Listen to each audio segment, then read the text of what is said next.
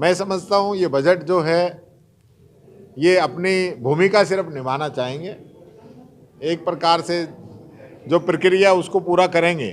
बाकी कुछ नया इस बजट में मेरे को तो लगता नहीं है लेके आएंगे, क्योंकि पुराने जो बजट आए पार्टी का क्या स्टैंड मुद्दे तो स्टैंड तो पार्टी का राजस्थान की जनता के साथ में है, जनता के जो हित की है वो बात सारी करेंगे। क्या बड़े मुद्दे जो रहने वाले हैं? बड़े मुद्दे यहाँ देखिए, राजस्थान में तो रोजाना तो एक्सीडेंट हुए हैं, रोजाना आग लगी है, हॉस्पिटल इनके सुरक्षित नहीं, स्कूल इनके सुरक्षित नहीं, स्कूल में जाए तो स्कूल गिर जाए, हॉस्पिटल में जाए तो आग लग जाए, सड़क पे जाए तो डंपर कुचल दे, बाहर जाए तो गैंगस्टर गोली मार दे। कहाँ इस राज्य में आदमी रहे तो रहे का।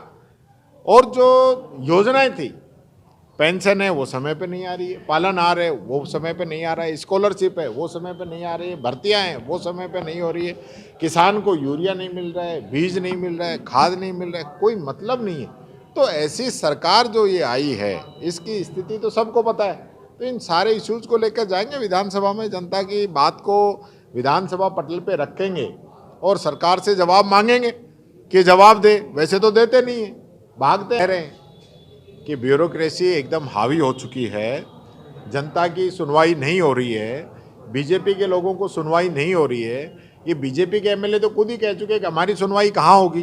अब चलो पंचायत राज और नगर निकाय के चुनाव आने हैं तो इन्होंने बीजेपी के कार्यकर्ताओं की तो जन सुनवाई कर दी, पर जनता कहाँ जाएगी?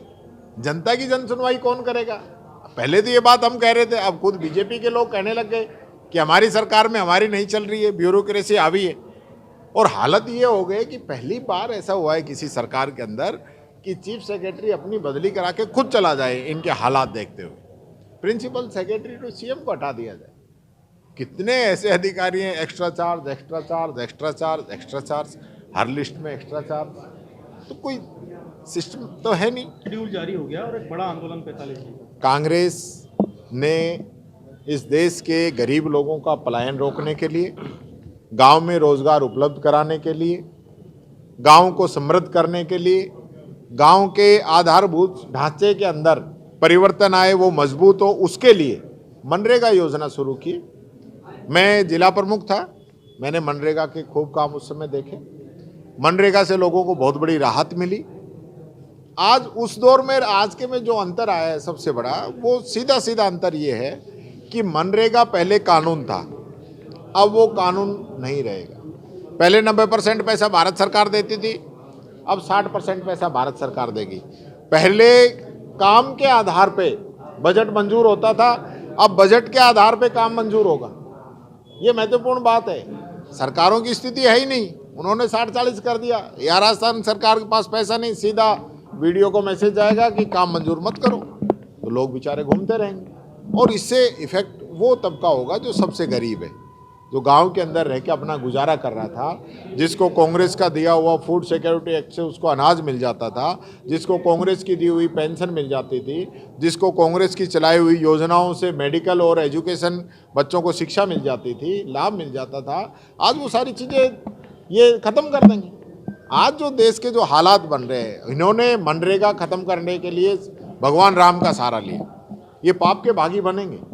इन्होंने इस योजना का जो नाम जो किया है, जी राम जी जो किया है, यहाँ तो जी राम जी तो लास्ट में बोलते हैं, लास्ट कर दिया इन्होंने। जी राम जी नरेगा का कर दिया, यानी कि महात्मा गांधी जी का नाम आप चेंज करके भगवान श्री राम पे रख रहे हो। हमें एतराज़ नहीं है, आप पूरी आपकी साजिश तो यही थी कि भगवान श्री राम के नाम पे एतराज़ नहीं कर पाएंगे, हम नहीं कर रहे, आप रखो ना भगवान श्री राम पे। लेकिन आप योजना को ही चेंज कर रहे हो, उस एक्ट को ही कमज़ोर कर रहे हो जो गरीब के लिए था। तो आज आने वाले समय में देखना आप किस प्रकार से वापस गांवों से पलायन बढ़ेगा, शहरों पे आर्थिक वजन बढ़ेगा, लोगों को रोजगार नहीं मिलेगा, लोग परेशान होंगे। जो गांवों के अंदर समृद्धि आई थी वो वापस खत्म होगी, लोग वापस बंधुआ मजदूर बनेंगे।